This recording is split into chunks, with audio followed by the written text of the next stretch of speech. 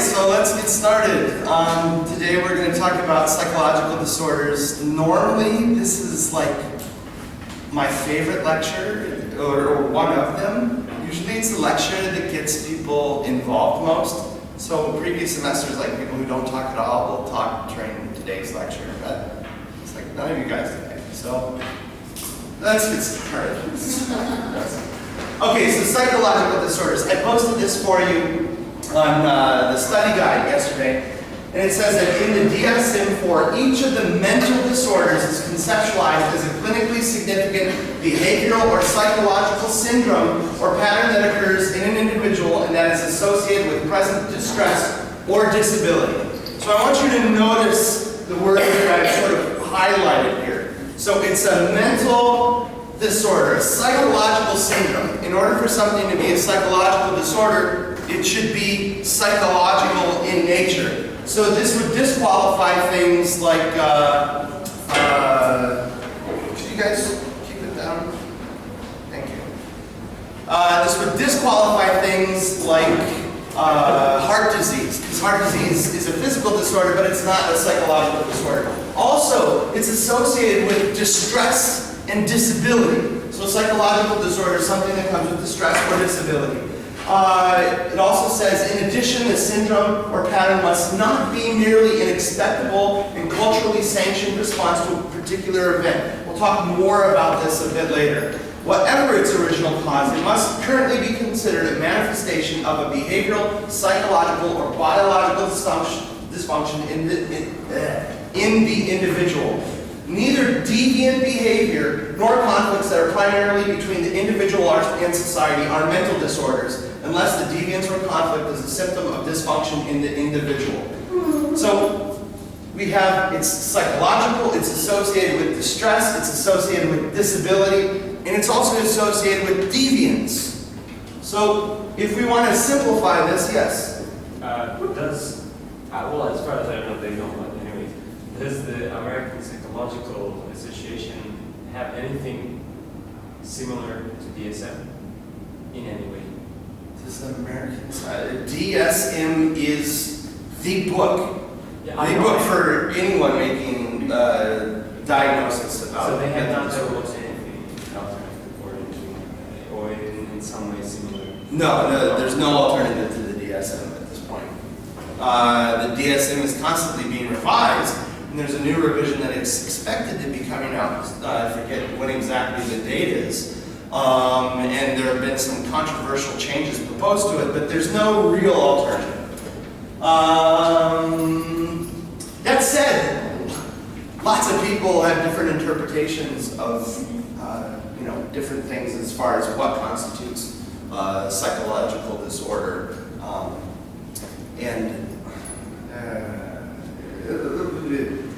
Maybe talk about that more later. Okay, if we basically break down that paragraph before and take out the things that I think are crucial to identifying a psychological disorder, it has to be psychological. And you need two of the three Ds. So there were 3 D words that I pointed out. Anyone remember them?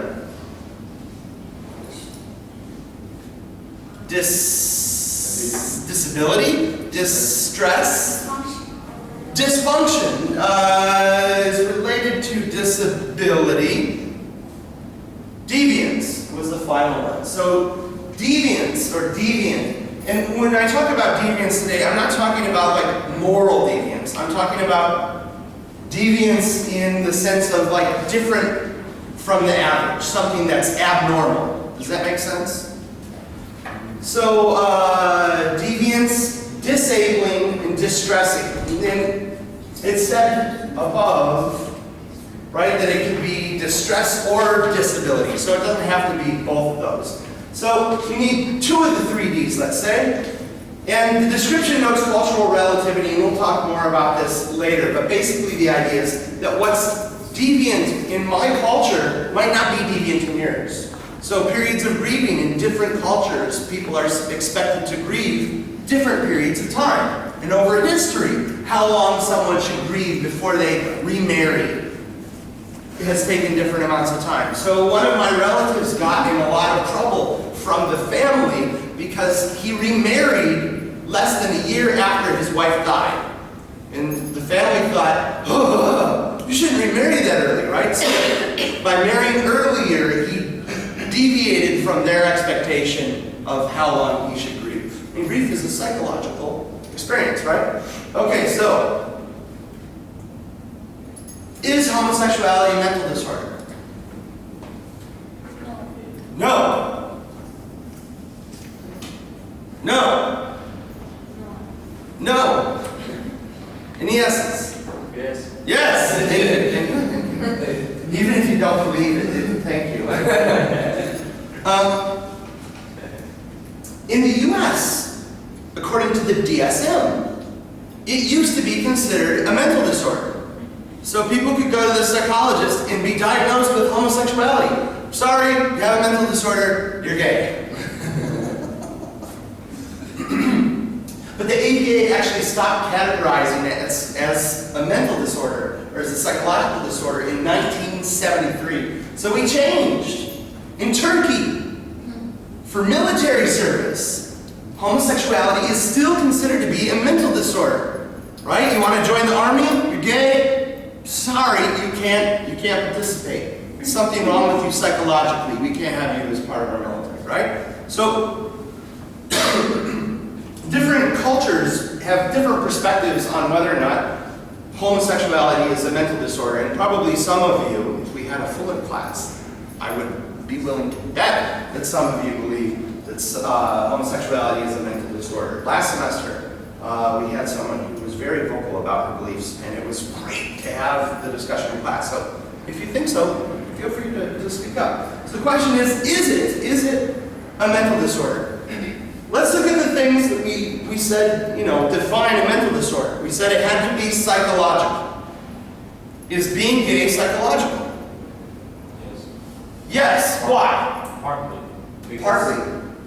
Yeah, it has both physiological and psychological aspects.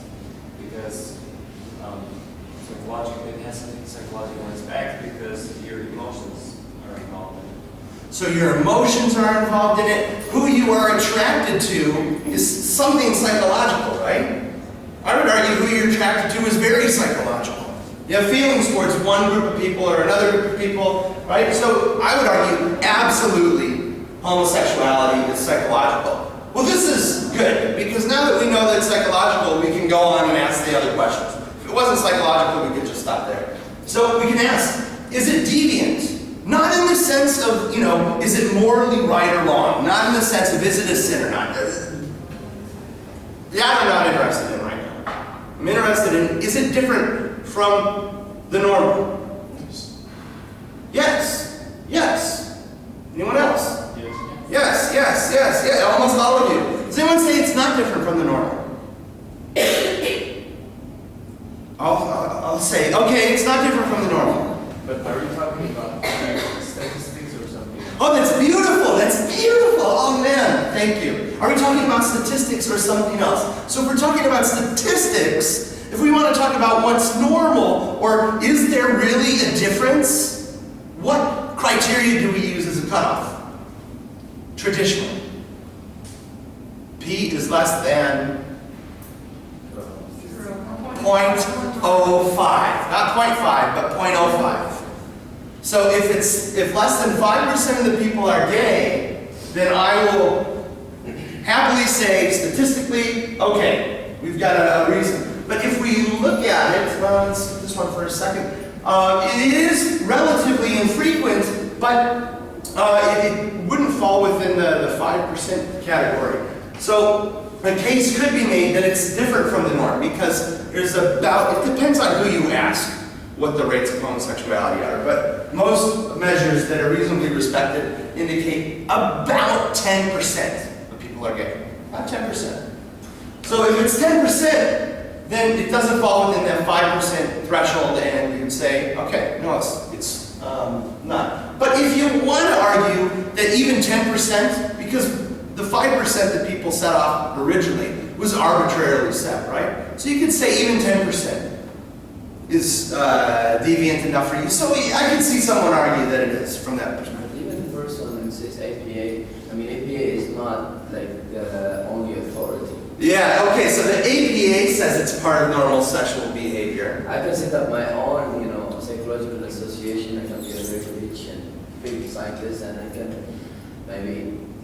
I think it's because of the culture that is more tolerant towards it. They say, okay, it's normal, but I think in places like Yemen, they wouldn't say it's normal. Okay, so maybe there's a big difference. The A in APA stands for American, Yes. right? So this is not the Yemen Psychological Association. So, okay, maybe we can debate this one about whether it's deviant or not yet. Why there's a cross between them? So the APA says it's part of normal sexual behavior, so this would mean that it's not deviant. It's not meeting this criterion, right? If we want to argue that about 10%, forget the alpha, the standard 0.05 idea, but if we want to say that 10% really isn't a lot of people, it's, not close to the most, then we can say, okay, yeah, it's different. Sorry. Yeah. Are we actually saying that the first one, you said the APA said it's part of normal sexual behavior? Yeah. What about in some country where it is considered to be a criminal offense? Because Okay, so like the practice where was it? In somewhere Iraq or Iran, like just a couple No, days not ago, from Iran. 4 people were sentenced to death No, for in being the gay. country, it is 14 years imprisonment. 14 years in prison for you. I was gonna say, like 1 or 2 days ago, in Iraq or Iran, 4 people were sentenced to die. Not just be in prison, but to die because they were gay. So,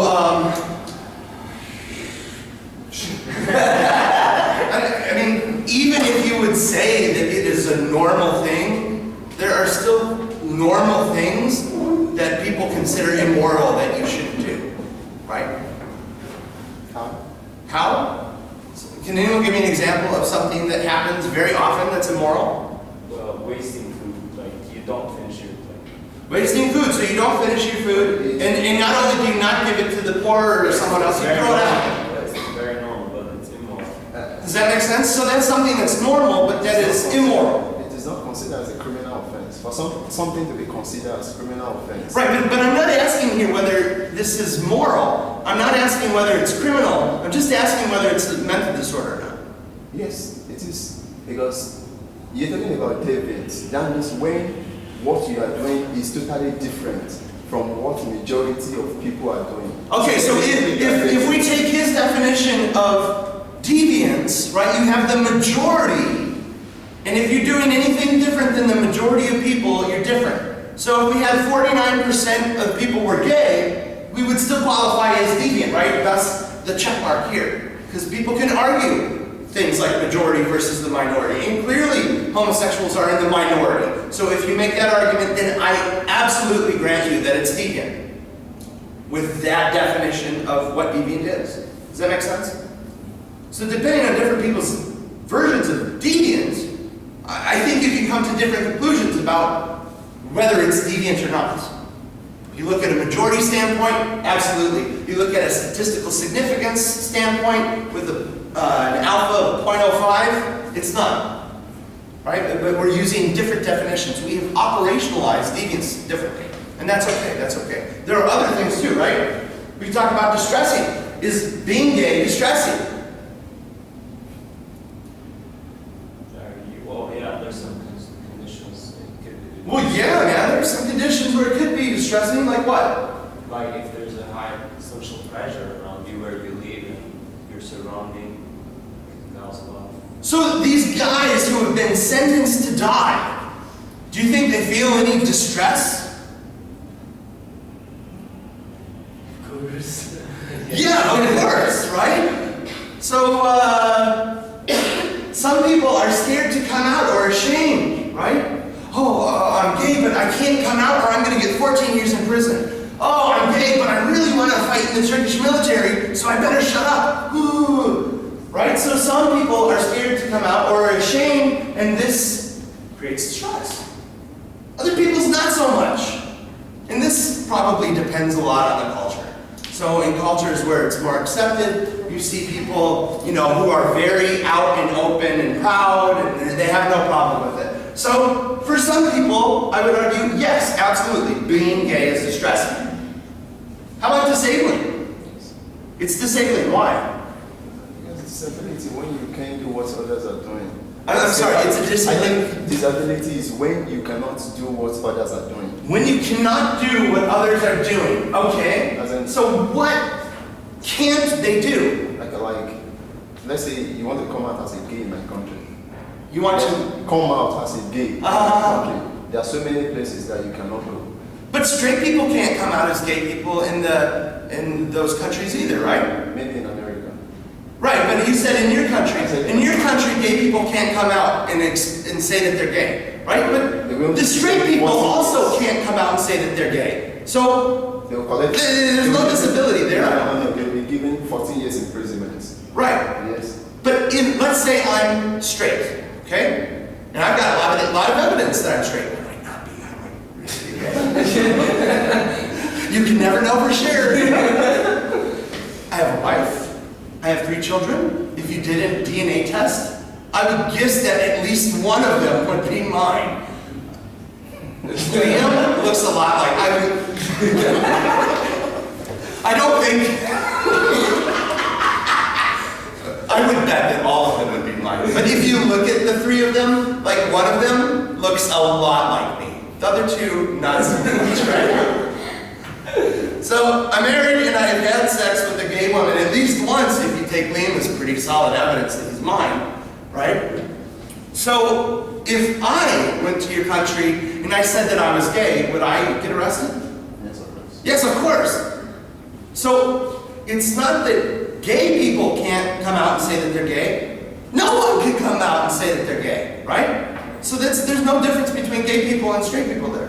Why should They have disability. person go and say I'm gay? Why? Maybe because the straight person thinks that this law is ridiculous and to stand up for social justice, they go and say that they're gay anyway. I don't know. Anything else? Is there anything else that gay people can't do? I mean, maybe more gay In people some would want to. country, they have a gay club. As in, there is a gay night club. They are permitted to do whatever they want to do. They have their club as in social, they form social interaction with each other. But in my country, they are not permitted to do that.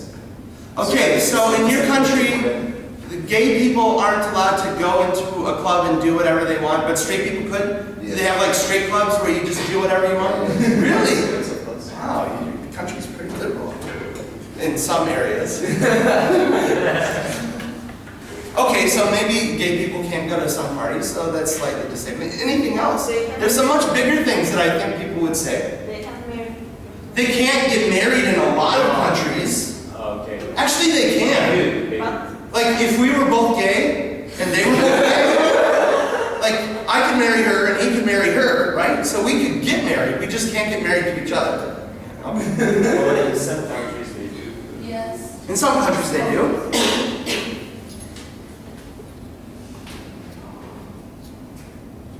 Anything else? Where homosexuality is normal, disability is minimized. When it's not normal, there is no disability. So when it's normal, let's say culturally normal, Yeah. is that okay to put up that on it? When homosexuality is culturally normal, disability is minimized. I would argue that distress would be minimized as well, right? And when it's not, then disability and distress increases. I would argue that there are some things that homosexuals have a harder time doing. They have a harder time finding jobs. In Turkey, they have a hard time getting jobs. You said, you know, they can't go to some clubs, they can't marry the person that they want to. There are lots of things that they are not allowed to do in different places. Someone last year said that gay people can't have kids. Is that right? They can adopt. They can adopt. Anything else? They cannot have their own kids. Or they will Biological not have, child. let's say. They will not have their own kids. A gay So, man will not make baby, like his own baby. Really? Because he won't marry a woman. That's what I'm saying. I mean, biologically. But that's not because they can't. They don't want to. it's not that they can't, it's that they don't want to. Actually, sometimes they want to and they can. So I have a sister who's gay and is married. I'm not sure whether the marriage is legal or not in her state. Her spouse is pregnant. And her spouse is gay. There's artificial insemination. Even if there wasn't artificial insemination, sometimes people do things that they don't want to do to achieve something else. So a gay person, if they wanted a kid bad enough, they could have sex with someone if you didn't have artificial means, right? So I would argue, though, that someone could reasonably argue that it's disabling, while other people could argue that maybe it's not so much. So it could go either way. I think based on what we've looked at here, someone could make strong arguments that it is a mental disorder. Other people could say, no, it's really not. So we'll try to resolve the ambiguity a little bit. There's a question about homosexuality. Are we talking about tendency, like the sexual tendency, or like who you are attracted to, or the practice? Because sometimes I think homosexuals are not homosexual. They like to, for the most part, I think they're bisexuals. They like just to try new things out. But they're not like, if there's a woman, if there's a gay man, and there's a woman, maybe he's also into that. I was going to say that there's a lot of people, a lot of stories that I read about where there's been a man or a woman, and they have been married and they have had lots of kids, and then they come out and they say, I'm sorry, I'm gay, after years and years and years. So there is a difference between like orientation, who you're attracted to, and what you actually do with the orientation. So when I talk about it here, I'm talking more specifically about the orientation, who you find yourself attracted to. All right, how about depression? Stop talking about homosexuality for a while. Is depression a psychological disorder? Yes. Is it psychological? Yes. Yeah, absolutely. Is it deviant? Yes. Why is it deviant? Because usually people are not depressed. Usually people are not depressed. No, there are different phases. Usually people are depressed, what you There are say? different phases of depression. There are different types, mild, severe, and so on. Okay. And what I heard is that it happens quite often in someone's life, and it cannot. Sometimes it's not severe, so you're not aware that you're depressed, depending on the definition. So again, it's sort of definitionally dependent. So you say you've read some things that indicate over a person's life, a lot of people are going to get depressed. A lot. Again, I have some data on this later in the slides. It's not the majority. So it still wouldn't fall under the majority definition of what's deviant or not. But a lot of people do, like 25+%. So, yeah. I'm saying it doesn't exist, or it exists in a small manner, but I'm saying, okay, me as a healthy person, psychologically healthy person, I'm usually not depressed, but of course there's some situations where I get depressed. Yeah, so even though we might say that depression is something that a lot of people will experience at some point in their life, being depressed is not the normal thing that even the people who are going to experience depression experience for most of their life, right? So most of the time, you're not depressed, right? So maybe we could argue. So at a single point in time, it's fairly deviant. If we measured everyone at the school right now to see how depressed people are, probably there wouldn't be that many people that would be depressed, right?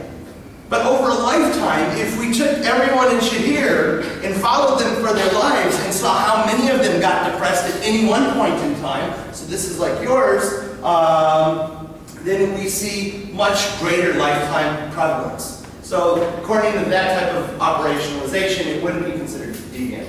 Is being depressed distressing? Yes. By like the very definition, like people that are depressed, how do they feel? Bad, stressed, worried,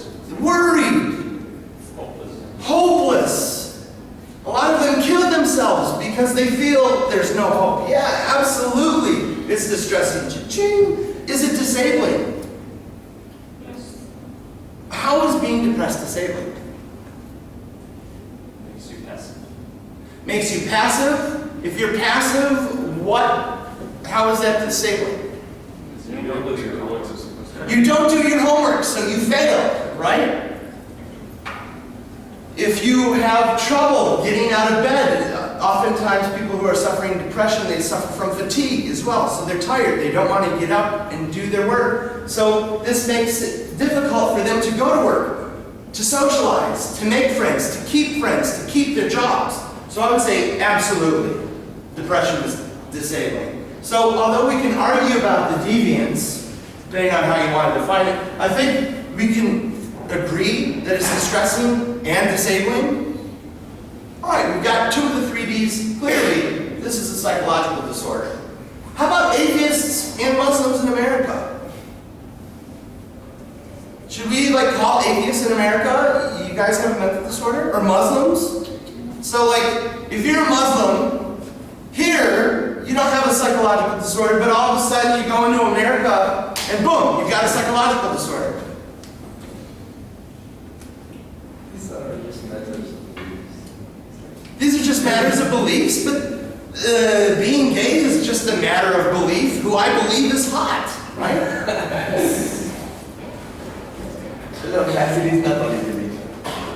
But, some Yeah, but neither's being Muslim, right? So if you're Muslim, then there's certain things that you're supposed to do or not do. So being Muslim isn't just a matter of belief either. So is being an atheist or Muslim or Christian or Jew, is this psychological?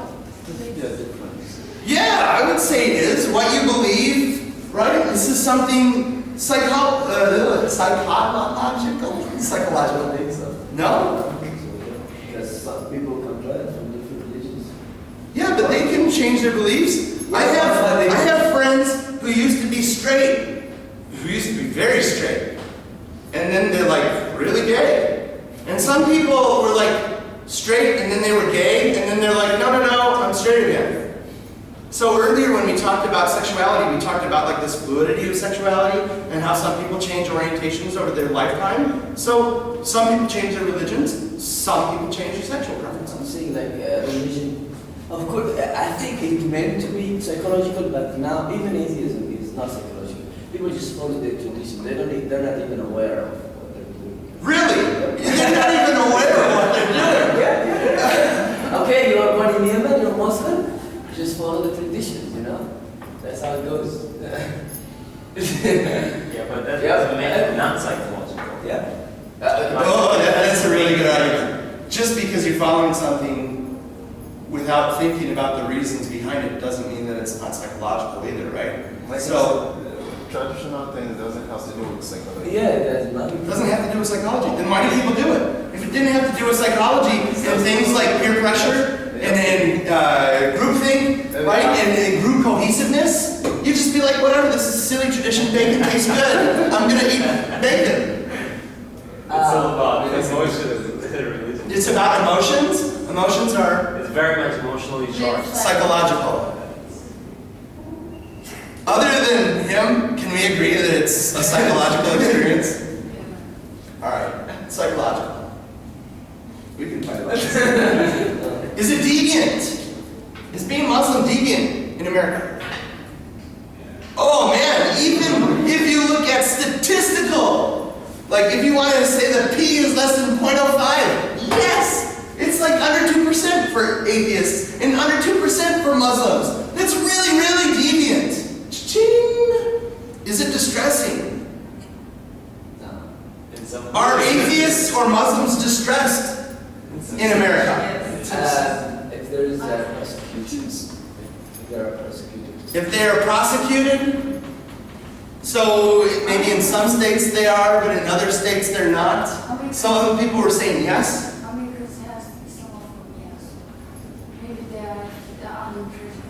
So maybe they're under pressure. So he comes into my store, right? Dude, he looks Muslim. What am I doing? Right? So then I follow him around. Oh, what you doing? Putting any bombs? And then how does he feel about this? Is he oh, this is great. I get more attention. Yay. He feels distress. For some people, right? Other people, maybe they feel proud. Look at me. People are bothering me, but still, I believe in my religion. I'm proud. God will protect me, or maybe not in the case of atheists. So, some yes, some no. Disabling? Is being a Muslim in America disabling? Yes. Yep. Oh, yeah, you better believe it is. Is being an atheist in America disabling? Some places. I would argue, in general, yes, it's disabling. You face a lot of stigmas that limit availability of jobs and friends. So it's illegal to discriminate against someone based on their religious preference in America, but lots of people do it. How is it legal? If I tell you, I'm sorry, you're Muslim, you can't have the job, that's illegal. If I just don't hire you and I keep that to myself, then it would be harder to prove. You'd need to gather lots of evidence. You need to, like, come to my office. This would be very hard to do with a small shop. But with the large corporation, you could look at all the applicants, right? Look at their resumes and then look and see if there are patterns where equally qualified people, where it just happened to go to the Christian-looking or Christian-sounding name. So you have a name like Muhammad, and good luck getting a job. But you have a name like Michael, welcome aboard, right? So I would argue that yes, it can be very disabling. So I would argue that at least you've got 2 Ds. 2 Ds. Like I said earlier, you need 2 Ds for it to qualify as a psychological disorder. So ding, ding, ding. Why don't you guys, I'm going to America next week for a conference. If any of you guys, the first week of the finals, if you don't have anything, you want to come to America, I'll take you out for pizza at one of the best places. And if you're Muslim, when you cross the border, you have a psychological disorder. Is that right?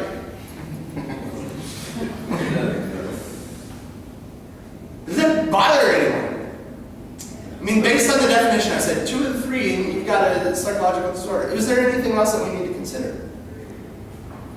Yeah, obviously we have to. So we have to? Well, what? Come on, man.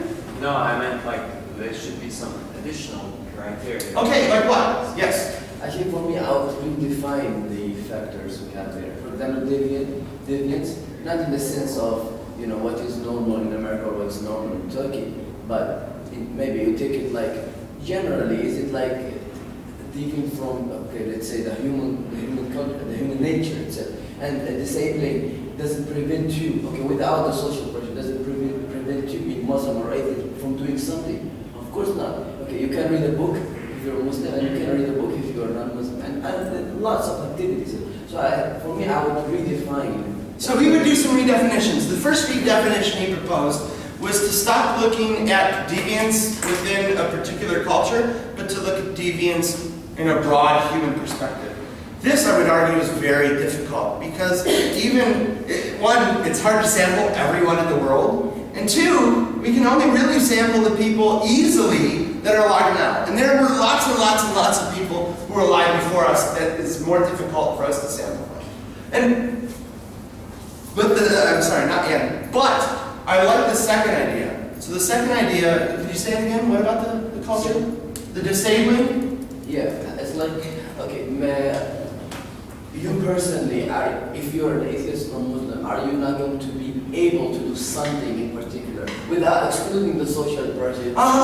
So maybe we need to ask whether this disability is something that you yourself can't do because of being an atheist or being gay or being depressed, or if it's something that you can't do based on what society tells you to do or what culture tells you to do.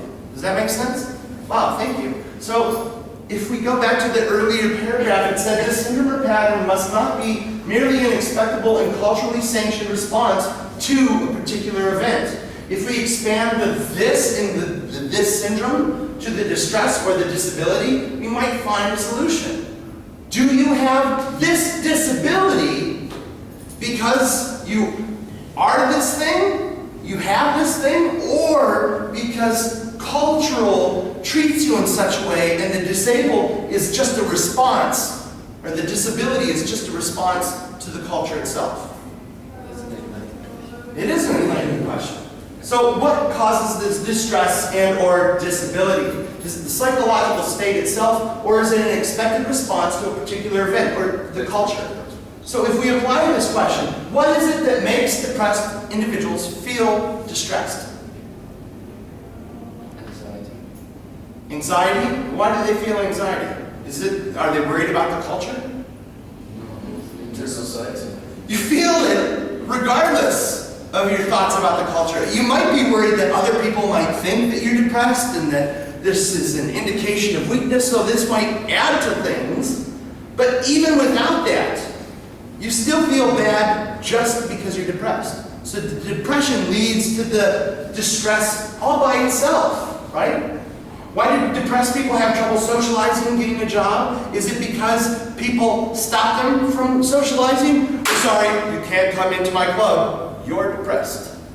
Or is it that they're depressed so they don't come to the club? It's the second, right? It's the depression itself that causes the disability. So what is it that makes homosexuals distressed? Homophobia. I'm gay, and it's not that I find being attracted to some guy distressing, right? In fact, usually feelings of attraction are pleasant, right? This is why people look at pornography. It's something that people enjoy, right? So it's not that I find my feelings towards men distressing, but I'm freaked out about what he's going to do to me if he finds out that I'm gay, right? Or maybe I don't even have to worry about what he's going to do to me. I could worry about what a God is going to do to me, right? So in lots of religions, being gay is considered a sin, right? And something that is not a good thing, and you can end up in hell or not go to paradise. Yeah. I was trying to think of whatever.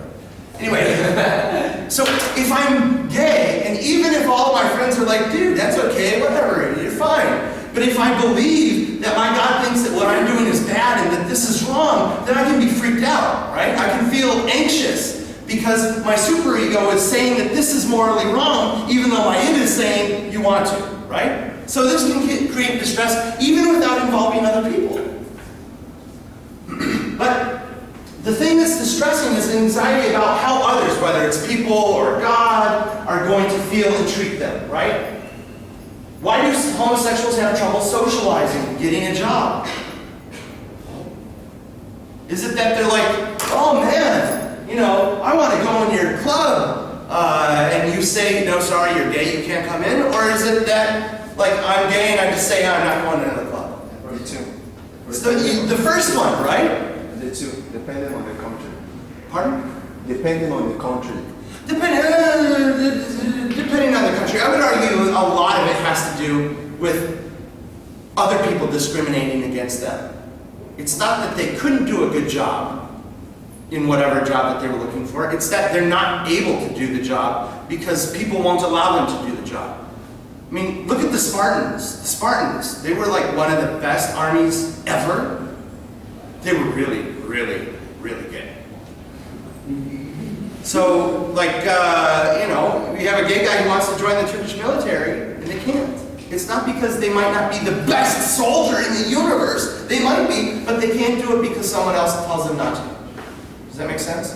So their disability, in a lot of senses, arises from how culture treats them as opposed to something innate in themselves. Yes? You know, the problem I have with, sorry, I don't mean to be like discriminating and that. No problem. Just discussing it. Just discuss it. Yeah.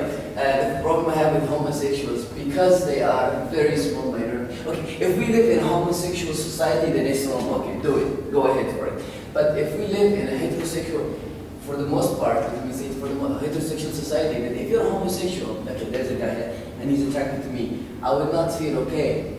Okay? Okay, so that is, he is infringing my freedoms. He is, okay, you can do whatever, it's your freedom to be whatever, but you cannot take my freedom as well.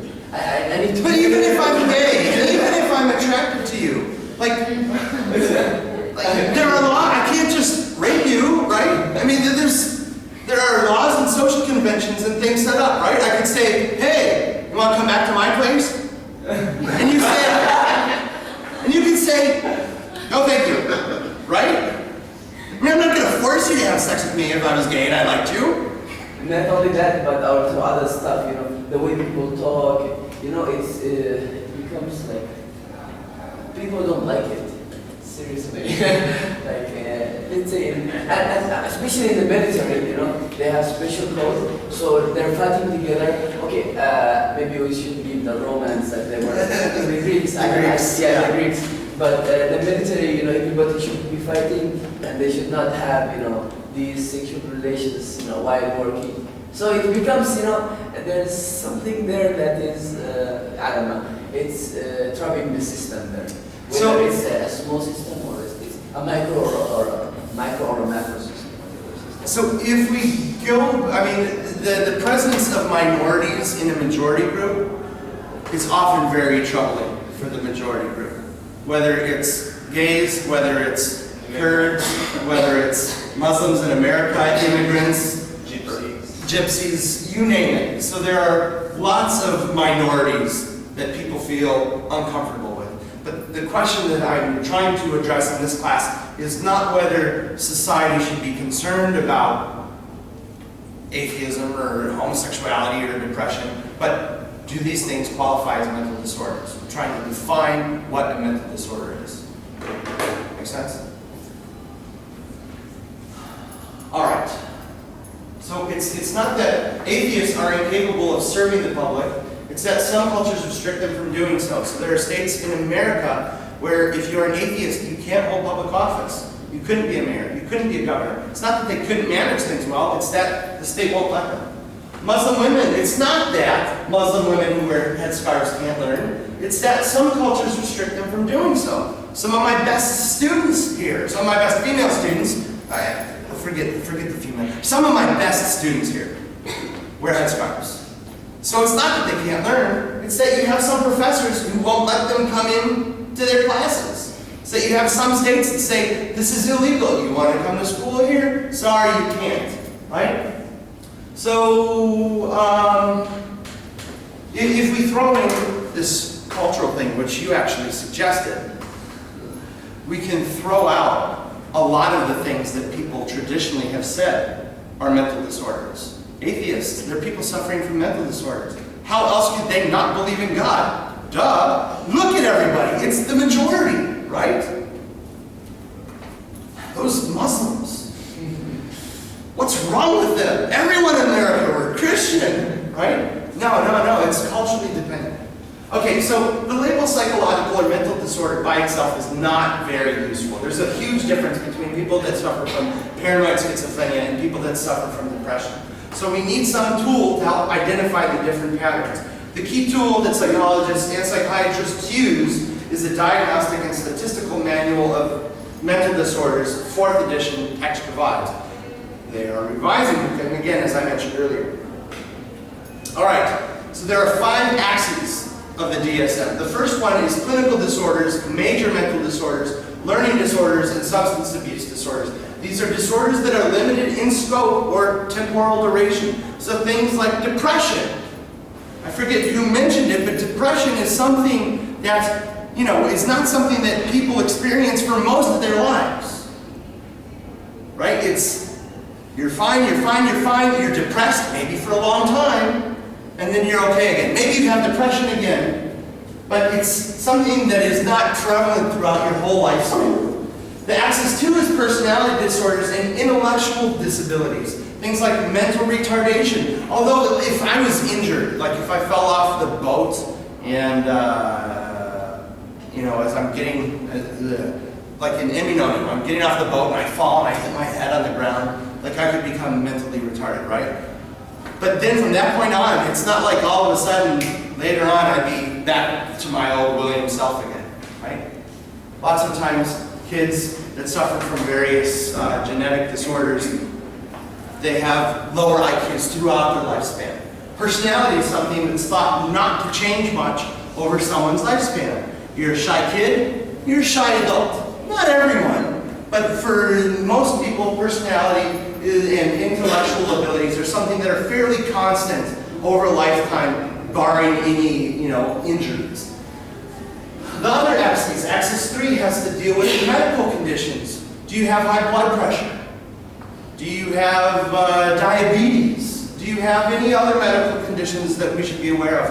Why would it be important to assess someone's medical conditions if we're trying to figure out if they have a mental disorder? It affects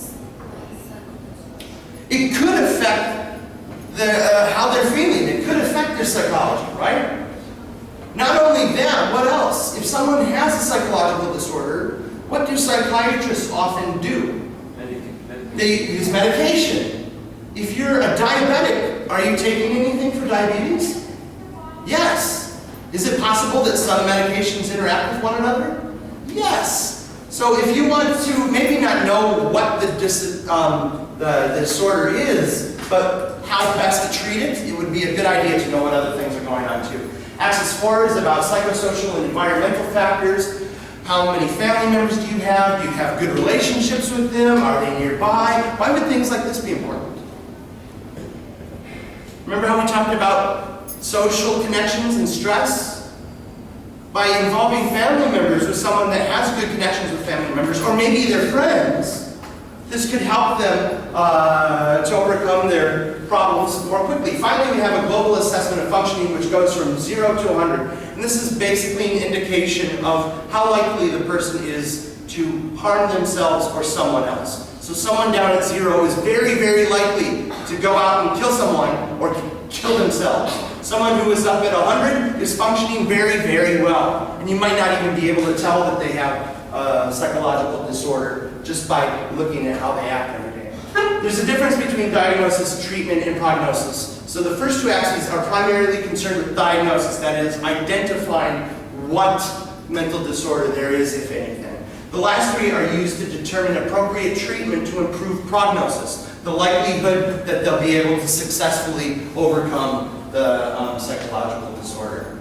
Lots of things are linked to psychological disorder. Genes, exposure to teratogens, brain infection and injury, attribution and coping styles, drug use, stress, bullying, poverty, lots and lots of other things too. So how common are they? Pretty common. Over the person's life, you've got about a 25% likelihood of experiencing any of the psychological disorders. So that's really not very abnormal. It is again in the minority, right? So it's a minority thing, but it's not close to a statistical significance. If it's so common, why the stigma? Media portrays people with psychological disorders very poorly. People in their day-to-day life talk about individuals with psychological disorders poorly. There's contribution bias, attribution biases, and other things. Like most stereotypes, the stigmata associated with having a mental disorder is based on some real examples, but they're often exaggerated and overgeneralized. It's crucial to combat the stigmas associated with mental disorders so that people that are experiencing them can get treatment and live better lives. Next class, we'll talk about some of the disorders you guys are most likely to encounter. Have a great weekend.